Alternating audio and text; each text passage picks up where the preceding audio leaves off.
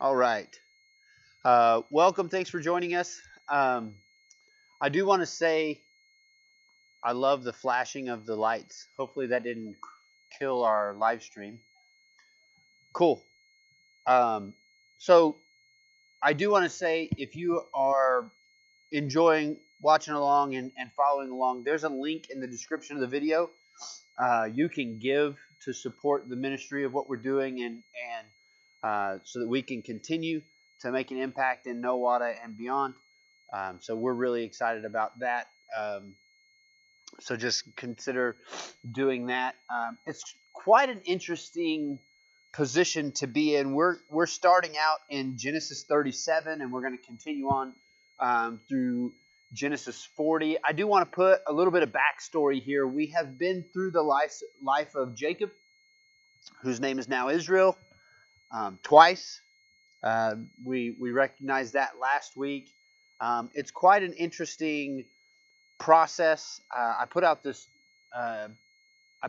post on social media earlier today that if you don't understand the context of information, of if you don't understand the context of a story or a happening, then it's really easy to get the wrong idea and to interpret it the wrong way, interpret the encounter the wrong way.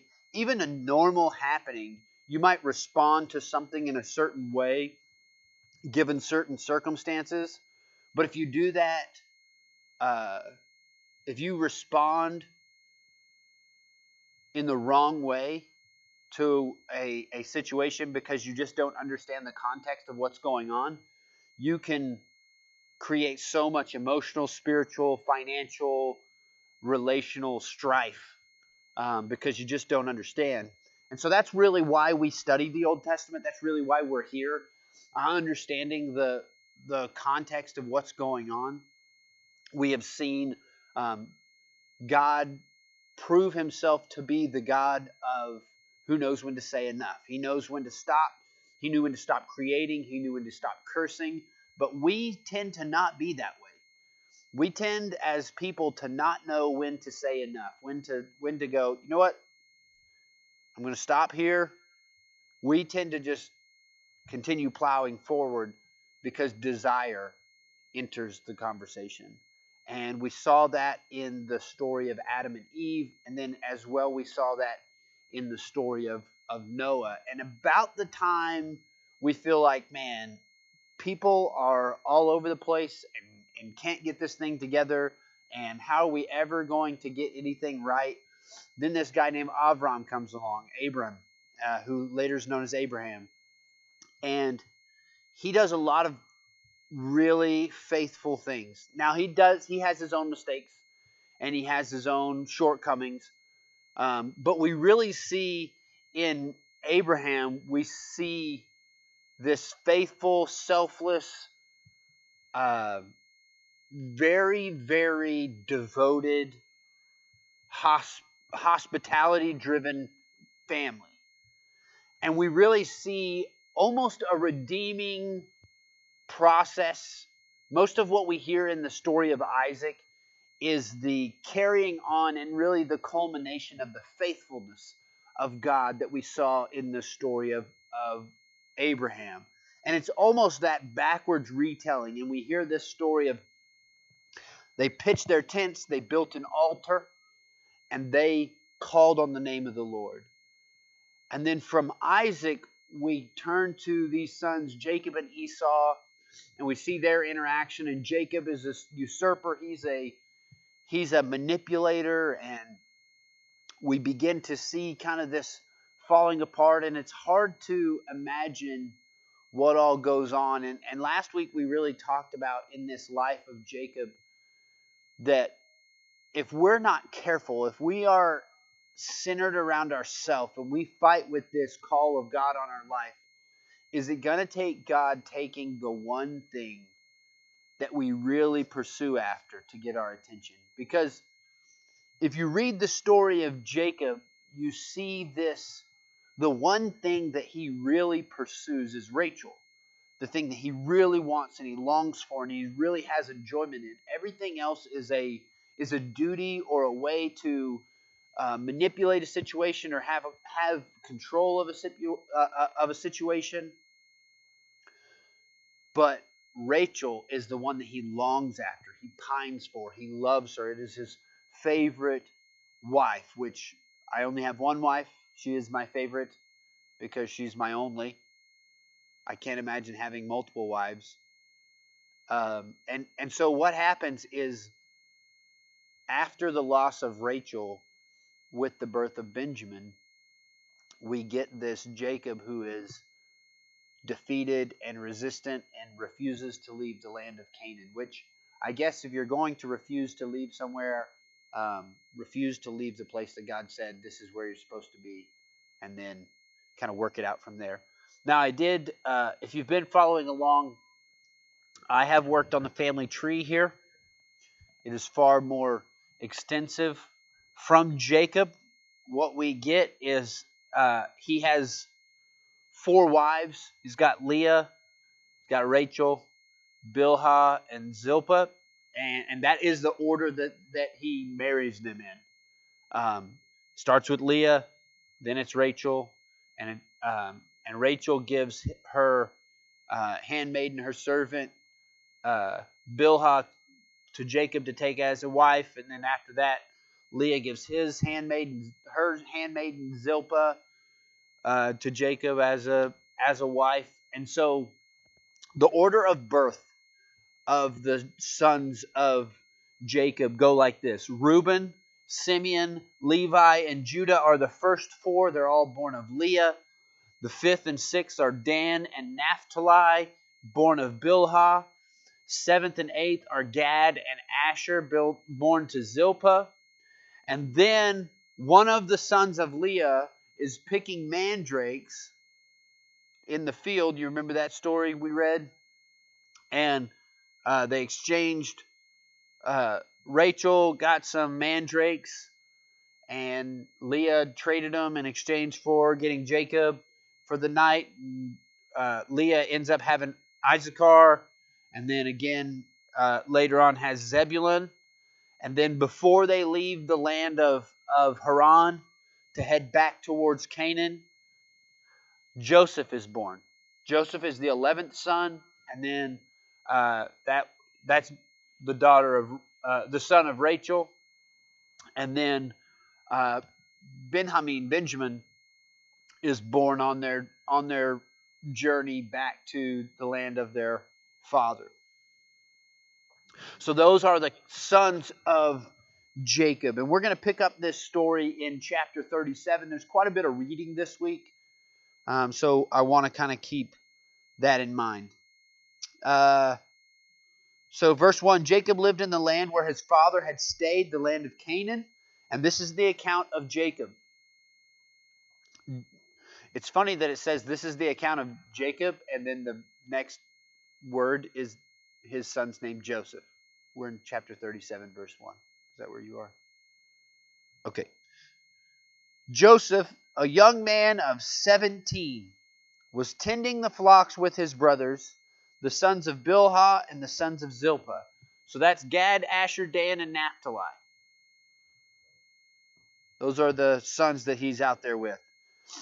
And he brought their father a bad report about them. Now Israel loved Joseph more than any of his other sons, because he had been born to him in his old age. And he made a richly ornamented robe for him.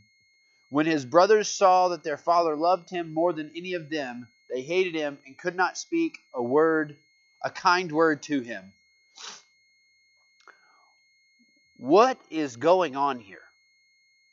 I have to pause and ask this question. We Sights and Sounds Theaters, if you've ever been there in Branson, they did this show, Joseph and the Technicolor Dreamcoat. It's really crazy. And it really is pretty intriguing because in the Hebrew it really is a striped coat. It's one that's many colors. And we get this idea of a coat of many colors. But But why is this significant? Why is this significant? All of the sons of Jacob have coats. They have cloaks. And one of the themes that we're going to see over today's stories is this idea of clothes. But why is this coat of many colors, why is it so significant? It makes him seem special. I mean, sure, it makes him stand out a little. What if I said that the colorful part of it wasn't as significant as we make it out to be? Because I thought that's what was the big deal. It's not what the big deal was. It is his Technicolor dream coat. It is definitely colorful. It is definitely multicolored. It's definitely unique. No. It's not because his father made it for him. It's because it was his second coat. He got an extra coat. Why would that be significant? Everybody has a coat. He just happens to have two. That means he's more richer? No, it means that his intention, he was speaking his intention of, this is my Behor. Everybody's going to get the same except for Joseph. He's getting twice as much as everybody else. That makes sense. That's the significance of having. This is the significance of having two coats. His second coat. So we make this big deal. Oh, it's ornate. It's really fancy. No, that's not the point. It could have been a plain one. It's just his second one. And his dad was being very upfront. Hey, you guys can all argue amongst yourselves, but that guy, he's getting a double portion. Crazy enough, why would anybody be angry? I don't know. Reuben, Simeon, Levi, Judah, Dan, Naphtali, Gad, Asher, Issachar, Zebulun, Joseph. He's the 11th born. Son.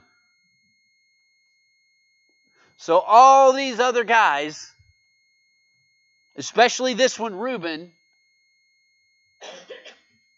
have potentially the claim of the Behor, head of Joseph.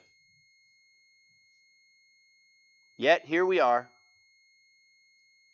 But the reason has to be the fact that Joseph is Rachel's. Yes, absolutely. Joseph is Rachel's. The wife of his passion, the wife of his pursuit that he lost. I mean, what in the world is going on in Jacob's house? I wrote that out, but what in the world is going on in Jacob's house?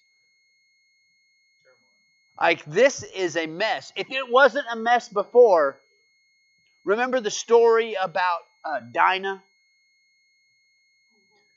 And she's raped and the brothers kill all of the people in defense of her. And Jacob's response was, you have made me a stench to all these people.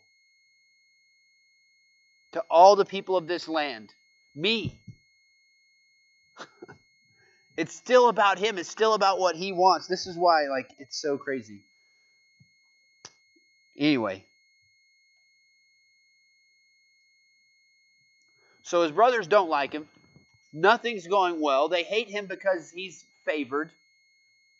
They don't have anything good to say about him. I mean, you can be angry at your brothers, but to not have a kind word at all to say about him?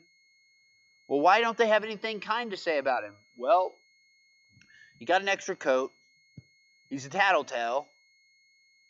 And now, I was going to say, he's yeah, not working. Joseph had a dream. But he's not even working. His dad sent him out. Yeah, 17-year-old. Hey, go check on them. Let me know what's going on. Oh, great. I have a 17-year-old. I understand. So Joseph had a dream, and we told it to his brothers. They hated him all the more. He said to them, listen to this dream I had. we were binding sheaves of grain out in the field when suddenly my sheaf rose and stood upright, while your sheaves gathered around mine and bowed down to it. I don't know if you interpret dreams very often, or you have dreams very often that you're like, man, I wonder what that means. If you dream this dream, you don't wonder what it means. Joseph didn't share this dream because he was like, hey, can you tell me what this means? No, he knew exactly what it meant. And knew exactly the type of response it would garner from his 10 older brothers who already didn't like him. And he told them anyway. Can't imagine why they don't have anything good to say about him. His brothers said to him, do you intend to reign over us? Will you actually rule us? And they hated him all the more because of his dream and what he had said. Then he had another dream, and he told it to his brothers. Chapter 37, verse 9. Listen, he said, I had another dream, and this time the sun and moon and 11 stars were bowing down to me. Not complicated. Everyone would have known. This is pretty obvious. And when he told his father as well as his brothers, his father rebuked him and said, what is this dream you had? Will your mother and I and your brothers actually come and bow down to the ground before you? His brothers were jealous of him, but his father kept the matter in mind. Now his father may have rebuked him, but his father was like, wonder how that's going to work.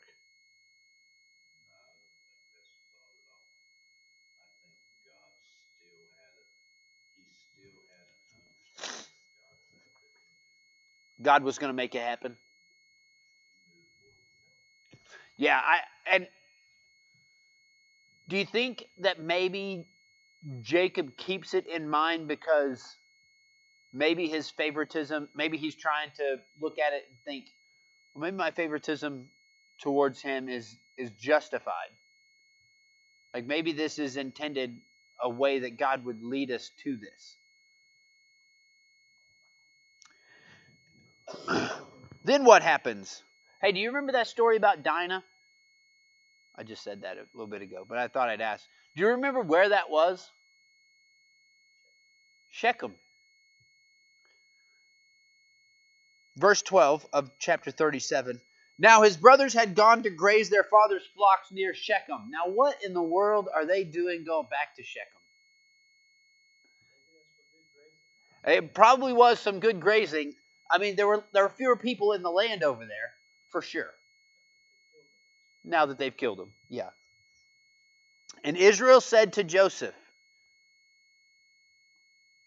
as you know, your brothers are grazing the flocks near Shechem. Come, I am going to send you to them. Very well, he replied. So he said to him, go and see if all is well with your brothers and with the flocks, and bring word back to me. Then he sent him off from the valley of Hebron. When Joseph arrived at Shechem, a man found him wandering around in the fields and asked him, what are you looking for? You know what a lost 17-year-old looks like? Someone wandering around in fields like, which way? I don't, yeah. Hey, are you lost? Yeah, I think so. I'm looking for my brothers. How does he know who their brothers are? Anyway, we're going to go on. Yeah, I'm looking for my brothers. Can you tell me where they're grazing their flocks? They have moved on from here, the man answered. I heard them say, let's go to Dothan, not Alabama. So Joseph went after his brothers and found them near Dothan. But they saw him in the distance, and before he reached them, they plotted to kill him. Maybe. Here comes that dreamer, they said. Maybe they had binoculars. Really helpful if you're trying to see something a long way off, just so you know. Here comes that dreamer, they said to each other. Come now, let's kill him and throw him into one of these cisterns and say that a ferocious animal devoured him. Then we'll see what comes of him. When Reuben heard this, he tried to rescue him from their hands. Who's Reuben? He's the oldest. He's the Behor. He's the one of responsibility. And he is chasing after. He's like, I am going to prove that I'm worthy to be the Behor, the one who's responsible. There is no way in the world that I should let them kill my brother. Let's not take his life, he said. Don't shed any blood. Throw him into this cistern here in the desert, but don't lay a hand on him. Reuben said this to rescue him from them and to take him back to his father. So when Joseph came to his brothers, they stripped him of his robe, the richly ornamented robe he was wearing, and they took him and threw him into the cistern. Now the cistern was empty. What does that mean? There was no water in it. I would imagine that's what an empty cistern is. An empty cistern in the desert. I assume it's dry. But it told us that twice. Maybe that'll come back later in the story. And they sat down to eat their meal. They looked up and saw a caravan of Ishmaelites coming from Gilead. Their camels were loaded with spices, balm, and myrrh, and they were on their way to take them down to Egypt. Judah said to his brothers, "What will we gain if we kill our brother and cover up his blood? Come, let's sell him to the Ishmaelites and not lay our hands on him after all. He is our brother, our own flesh and blood." And his brothers agreed. So when the Midianite merchants came by, his brothers pulled Joseph up out of the cistern and sold him for 20 shekels of silver to the Ishmaelites, who took him to Egypt. Yeah, it is a lot of money. 17-year-old was valuable, evidently. It is quite a bit of money, yeah. And when they got Joseph's robe, then they got Joseph's robe, slaughtered a goat, and dipped the robe in the blood. They took the ornamented robe back to their father and said, "We found this. Examine it to see whether it is your son's robe." I did. When Reuben returned to the cistern and saw that Joseph was not there, he tore his clothes. He went back to his brothers and said, "The boy isn't here. Where can I turn now?" He's looking for his brother. Then they got Joseph's robe, slaughtered a goat, dipped the robe in the blood. They took the ornamented robe back to their father and said, "We found this. Examine it to see whether it's your son's robe." He recognized it and said, "It is my son's robe. Some ferocious animal has devoured him.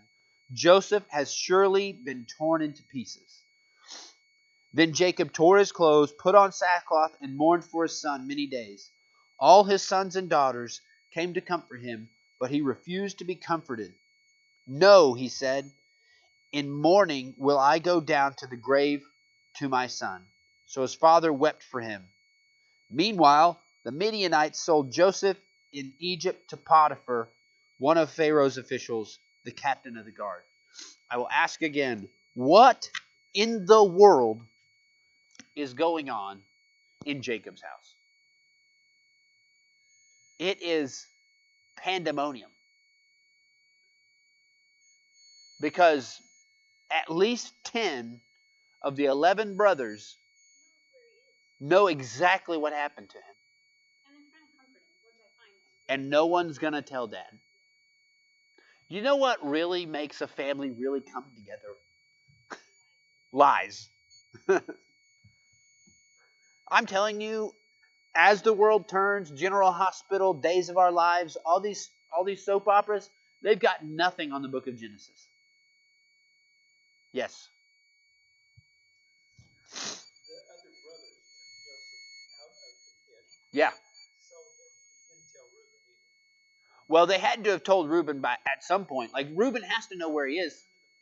Said, "Hey, he's not there." He's not there. Where am I supposed to go? And they're like, "Let's kill the wild beast." not a beast. Kill a goat. Dip his blood.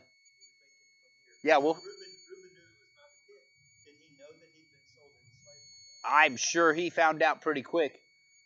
What's crazy is Dad doesn't find out. And the thing is, people want to come to comfort him, and maybe even one of them would have spilled the beans at that point. But Dad was like, "No, I'm going to die and go meet my son there." Well, how do all the rest of us feel? Like, okay, life's not worth living because Joseph's not around. Like, how much guilt and shame did they have to carry around? Who do you think carried the most guilt in this whole thing? I don't think Reuben at all. No. I think you should reread the story. Huh? Judah. Well, only because it mentioned his name outside of Reuben. Well, whose idea was it to sell him? But at least he didn't kill him. So speaking of Judah, let's pick up this story. Huh? Yeah, another guy named Judas. So, at that time, here's how much guilt I think Judah had. At that time, Judah left his brothers and went down to stay with a man of Adullam named Hira. Something has happened, and I would venture to say it is the guilt of knowing exactly and being the mastermind behind exactly what happened to Joseph and seeing the grief of his father. And he's like, I can't stay here. Which is interesting because he's down here in the lineage. He's son number 4. He knew he wasn't going to be the Behor, but he still had a part in all of this. And he leaves home. Which means there's strife between Judah and his family. And I would venture to say that it centers around the story we just came from. Because it says at that time. About the same time. Like as they get back and dad refuses to be comforted, he's like, all right, I'm out of here. It says there, Judah met the daughter of a Canaanite man named Shua. He married her and lay with her, and she became pregnant and gave birth to a son who was named She conceived again and gave birth to a son and named him Onan. She gave birth to still another son and named him Shelah. It was at Kezib that she gave birth to him. Judah got a wife for his firstborn, and her name? Tamar, which means palm tree, which would be a very straight palm tree. Anyway, women were named after trees because of their properties. Tamar is a palm tree, a very straight palm tree, which is actually would have been interpreted as righteous one. That's what Tamar would be. So that's really the name given. So Tamar is the wife of But Judah's firstborn, was wicked in the Lord's sight. How was he wicked? No idea. As the world turns. So the Lord put him to death. So then what happens? Well, Judah says to Onan, lie with your brother's wife and fulfill your duty to her as a brother-in-law to produce offspring for your brother. Why? Well, I am Judah. Is supposed to be my Behor, my double blessing of everything that I get, and he's gone. So to carry on the lineage of the Behor, Tamar needs to have a son. And it's Onan, it is his commitment in their culture, and later on it's going to be codified in the law, that it's his responsibility to take on the duties of husband until she bears a son. And once she bears a son, that will be the replacement of the Behor in the household of Judah. And Tamar will live in the household of Judah until her son takes over leadership of the house beyond Judah, and then she will live in the house of her son. So Onan would be fulfilling the rights of a brother. And that son that should be born from Tamar should be the replacement for Onan. Because if she doesn't have a son, Onan is now the Behor. So he is definitely selfish in nature of saying what comes next. But Onan knew that the offspring would not be his, so whenever he lay with his brother's wife, he spilled his semen on the ground to keep from producing offspring for his brother. And what he did was wicked in the Lord's sight, and he put him to death also. So if you're Judah, you're going, only one son left. And I don't know if it's because of my sons or because of this woman that they're dying, but I'm not going to risk it. Right? So Judah then said to his daughter-in-law Tamar, "Live as a widow in your father's house until my son Shelah grows up." For he thought he may die too, just like his brothers. So Tamar went to live in his father's house. After a long time, Judah's wife, the daughter of Shua, died. So now Judah is a widower? And when Judah had recovered from his grief, he went up to Timnah to the men who were shearing his sheep, and his friend Hira the Adulamite went with him. This is the guy that he got paired up with when he left home. And when Tamar was told, "Your father-in-law is on his way to Timnah to shear his sheep," she took off her widow's clothes, covered herself with a veil to disguise herself, and then sat down at the entrance to Enaim, which is on the road to Timnah. For she saw that Shelah had now grown up, and she had not been given to him as his wife. And when Judah saw her, he thought she was a prostitute, for she had covered her face. Not realizing that she was his daughter-in-law, he went over to her by the roadside and said, "Come now, let me sleep with you." "And what will you give me to sleep with you?" she asked. "I'll send you a young goat from my flock. Will you give me something as a pledge until you send it?" He said, "What pledge should I give you?" "Your seal, its cord, and the staff in your hand." She answered. So he gave them to her and slept with her, and she became pregnant by him. After she left, she took off her veil and put on her widow's clothes again. Meanwhile, Judah sent the young goat by his friend the Adulamite in order to get his pledge back from the woman, but he did not find her. He asked the men who lived there, "Where is the shrine prostitute who was beside the road to Enaim?" "There hasn't been any shrine prostitute here," they said. So he went back to Judah and said, "I didn't find her. Besides, the men who lived there said there hasn't been any shrine prostitute here." Then Judah said, "Let her keep what she has, or we will become a laughingstock." Like, going to pay off a prostitute is not making you... Anyway, okay. "I did send her this young goat, but you didn't find her." About 3 months later, Judah was told, "Your daughter-in-law Tamar is guilty of prostitution, and as a result, she's now pregnant." Judah said, "Bring her out and have her burned to death." Well, okay. As she was being brought out, she sent a message to her father-in-law. "I am pregnant by the man who owns these," she said. She added, "See if you recognize whose seal and cord and staff these are." Judah recognized them and said, "She is more righteous than I, since I wouldn't give her to my son Shelah." And he did not sleep with her again. What in the world?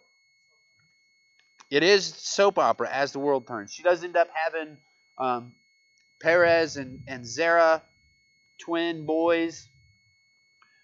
Very interesting. What is this story doing here?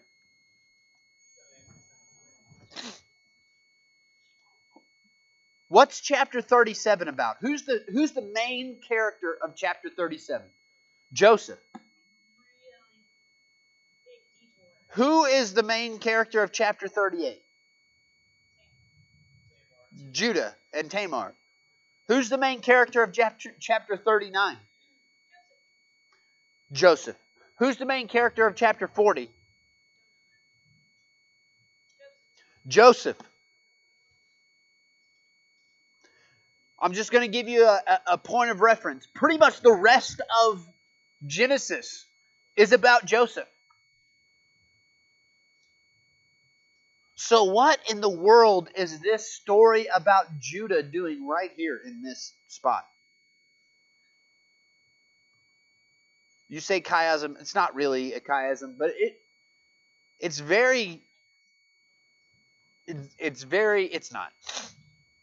not a chiasm.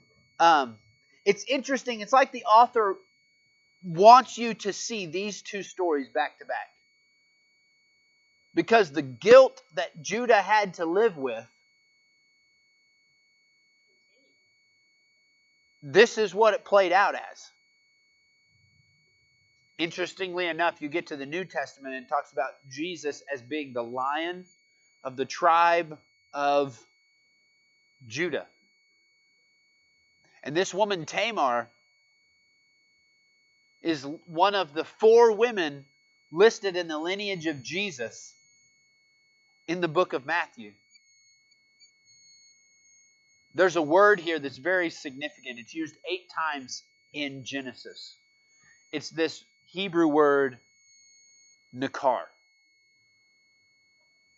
To look, to recognize. And we get some context clues at the importance of this word, that what we cannot recognize in English. The first place that the word, let's see, do I want to reference this? I do want to talk about this, but we're going to talk about it more later. Nakar means to recognize. And these two stories lay next to each other, and their association is found in this word, nakar. When the brothers bring the blood-soiled coat to Jacob, what do they say in chapter 37?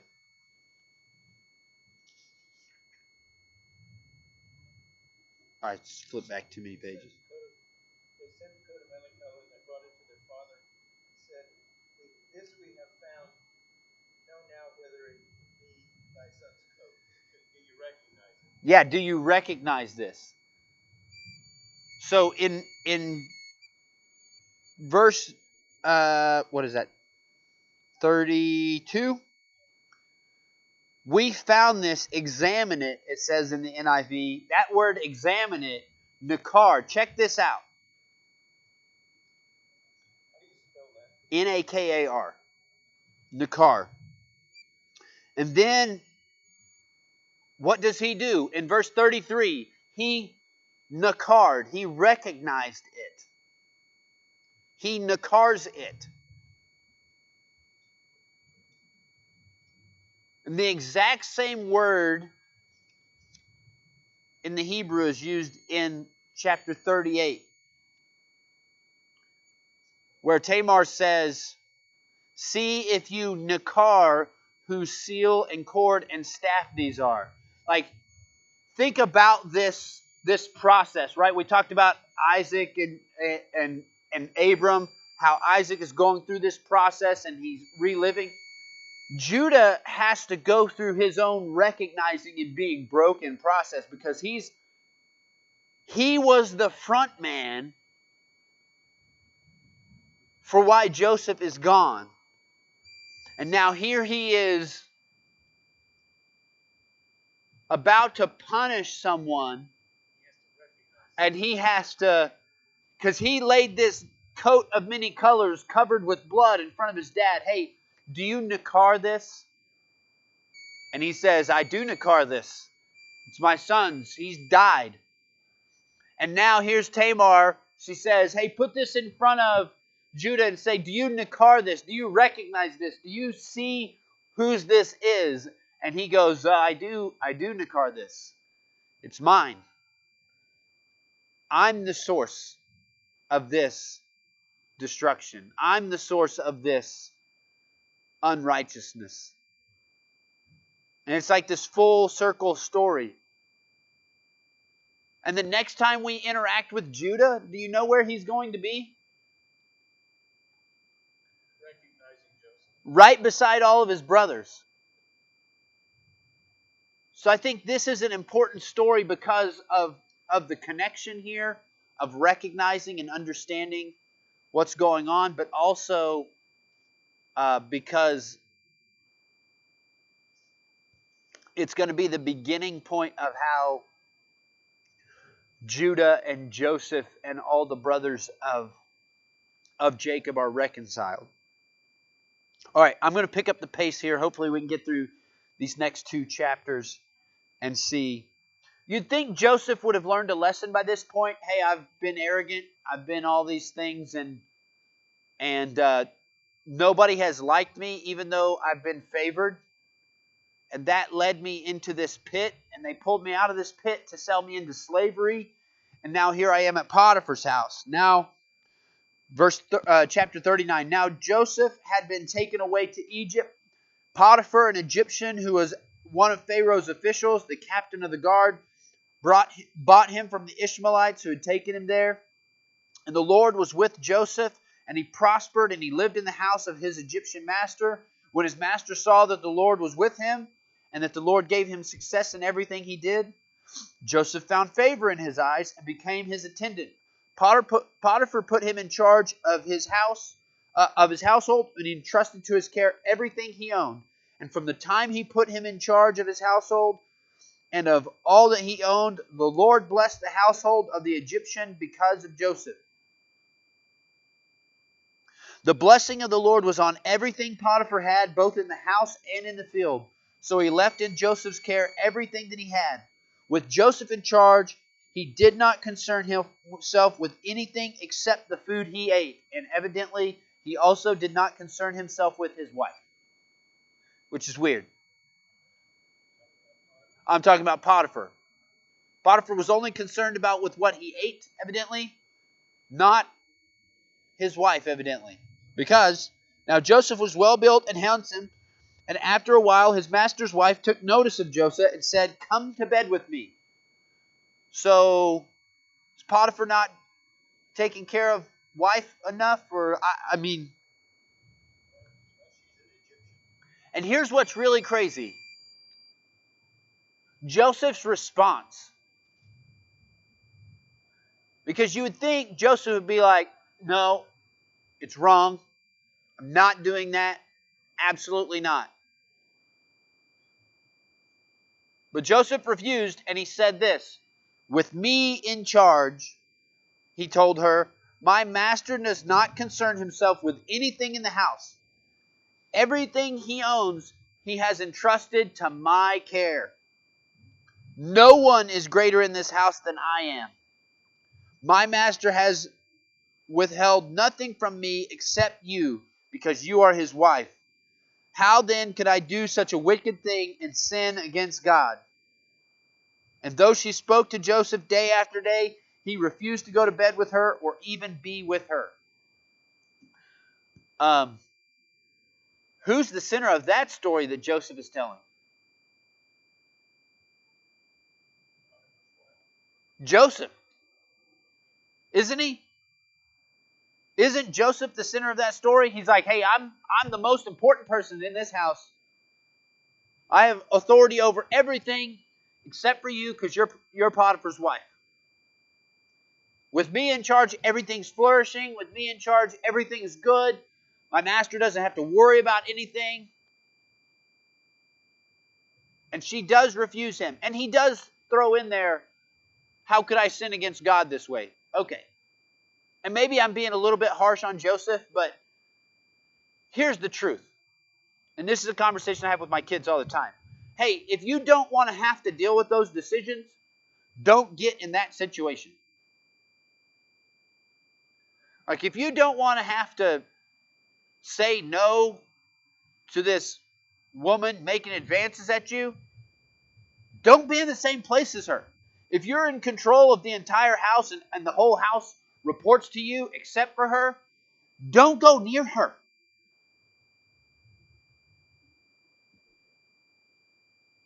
But he doesn't. He doesn't.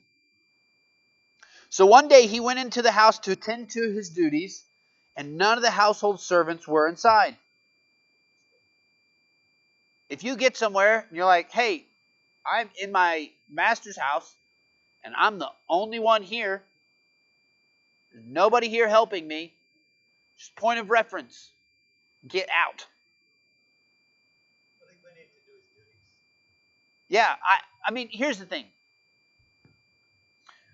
This is why churches and responsible adults have positions of, I am a male, I will not do counseling, I will not do taking people places if it's me and a woman who is not my wife. That's not happening. I will not do it. Because all it takes is an accusation. And this is where Joseph finds himself. She caught him by the cloak and said, come to bed with me. But he left his cloak in her hand and ran out of the house.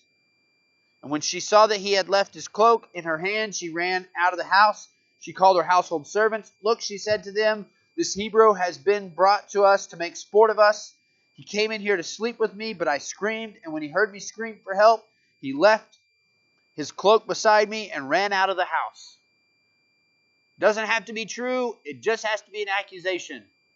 And who is more important, the slave or the master's wife? The master's wife. So she kept his cloak beside her until his master came home. Then she told him the story. That Hebrew slave you brought us came to me to make sport of me. But as soon as I screamed for help, he left his cloak beside me and ran out of the house. When his master heard the story, his wife told him, saying, this is how your slave treated me. He burned with anger, and Joseph's master took him and put him in prison, the place where the king's prisoners were confined. But while Joseph was there in the prison, the Lord was with him. He showed him kindness, granted him favor in the eyes of the prison warden. So the warden put Joseph in charge of all those held in the prison, and he was made responsible for all that was done there. The warden paid no attention to anything under Joseph's care, because the Lord was with Joseph and gave him success in whatever he did. Sounds an awful lot like Potiphar's house, right? We're going to continue on. We're going to keep this thing going. So sometime later, the cupbearer and the baker of the king of Egypt offended their master, the king of Egypt. He was angry with these two officials. He throws them in jail. So now they're both in jail, and they're put under Joseph's care. You okay? Okay. Now, they both had dreams, and they're troubled. And Joseph says, well, why are you guys so troubled? And they say, well, I had this bad dream, and there's nobody here to interpret it. And Joseph says, well, aren't the interpretation of dreams for God? Tell me your dream, and I'll interpret it for you. Like, I don't know if that means that he's calling on God, or he's saying that he's like God. I don't know. But he says, hey, interpretation of dreams is for God. Go ahead and tell me your dream. So the cupbearer tells him his dream. And he's like, well, it's three. These grapes, these vines of grapes. And he squeezes the grapes into the cup. And he puts the cup back into the king's hand. And Joseph's like, well, great news. In 3 days, the Pharaoh. Okay. There's a flood coming right now. So in 3 days, he says, great news. In 3 days, you're going to be restored back to your position of authority, serving the king and putting the cup in his hand. And so the baker is like, well, okay, that was a good dream. That was a good interpretation. I will go to you because I just heard you say something nice. So he tells him his dream, and he's like, okay, those 3 loaves of bread on your head, that's 3 days. And The reason it tumbles is because your head's going to be separated from your body in 3 days. Oh, well. But he says to the cupbearer, hey. When you are restored, I want to read this.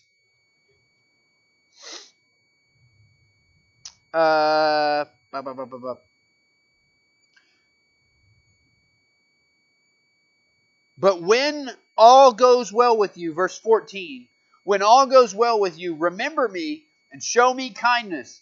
Mention me to Pharaoh and get me out of this prison. Hey. Look me in the eyes. I interpreted your dream. When everything goes well with you, don't forget me. Like, this is still the Joseph we meet. This is still the Joseph that's going on here. Hey, don't forget me. And here he is in this pit. And then it says, verse 20, and we'll read to the end and we'll stop there. Now the 3rd day was Pharaoh's birthday, and he gave a feast for all his officials. He lifted up the heads of the chief cupbearer and the chief baker in the presence of his official. He restored the chief cupbearer to his position so that he once again put the cup into Pharaoh's hand. But he hanged the chief baker just as Joseph had said to them in his interpretation. And the chief cupbearer, however, did not remember Joseph. He forgot him. Well, usually that's what it means when you don't remember them. And this is like this story. And I want to go back. I want to go back for a second and talk about that word we were talking about, nakar. Because realistically, when we look at all of this and we look at chapter 37 and 38 side by side, we see this image of recognition. And I said there are 8 places. There are 8 verses in the book of Genesis that this word nakar, to recognize, to understand, to acknowledge, to discern, to know. There are 8. The first 8 instances that we see it are in Genesis, obviously. And oftentimes with these Hebrew words, the context of where they first appear are where it's important for us to understand. That's the context of the word. So the first place we see nakar showing up is in Genesis chapter 27. And in Genesis chapter 27, we see that Isaac did not nakar Jacob. He thought it was Esau. To recognize. He did not nakar Jacob. He thought it was Esau, and so he blessed him.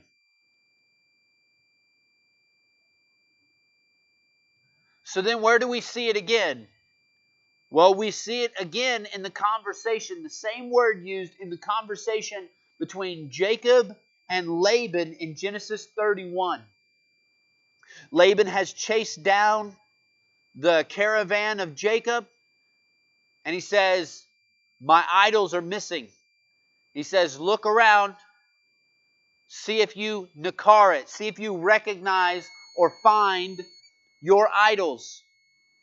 And what happens there? Rachel is sitting on them. So what is a theme so far in the first 2 times we've seen this nakar word used? Somebody is deceiving someone else. Deception is very prevalent. So where's the next place we see nakar? Twice in back-to-back verses in Genesis 37. When the robe of Joseph is handed to Jacob. See if you recognize, see if you nakar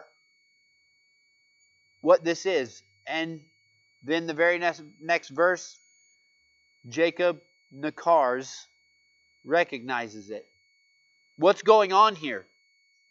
Deception. The brothers are deceiving. Like, this family is all over the place. The reason they're here is because of they're God's chosen family. This is the family that God has chosen to work through. And then in chapter 38, in back-to-back verses, with the story of Judah and Tamar, with the staff and the cord and the signet, the cord and the staff. And Tamar says, see if you nakar, see if you recognize whose this is. And Judah nakars, he recognizes it. What's going on? The culmination of deception is being brought together.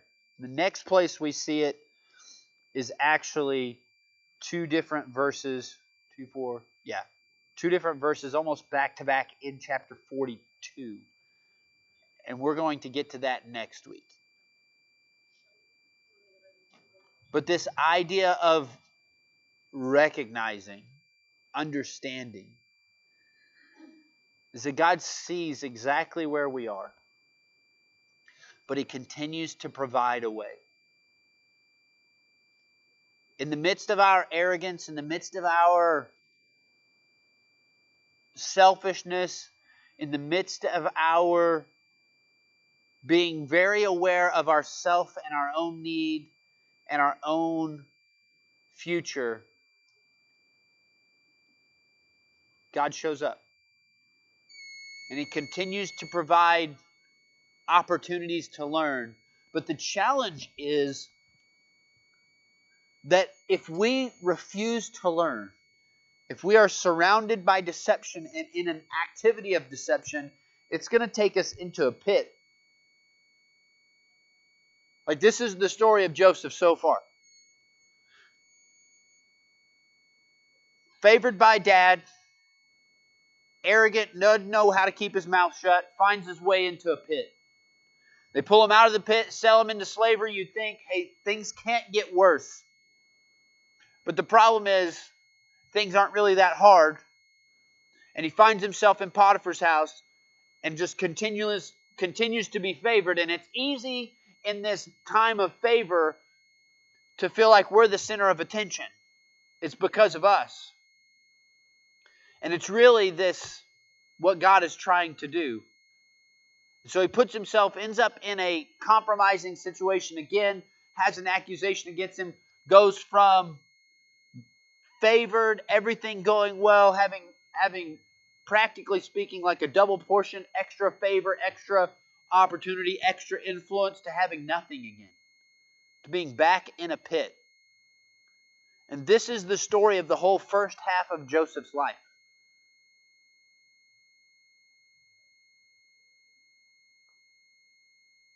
Of selfishness and deception finding its way into a pit, into this place of despair. So if you found yourself in a place of despair, there's hope. There is still hope. And we're going to get to that next week. Thank you so much for joining us. We're going to spend some time in some discussion groups. You should come back and join us next week as we continue the story of Joseph. We're going to follow him out of the pit and what that looks like. So thank you so much for joining us. Come and join us Sunday morning at 10:30. Have a blessed rest of your week.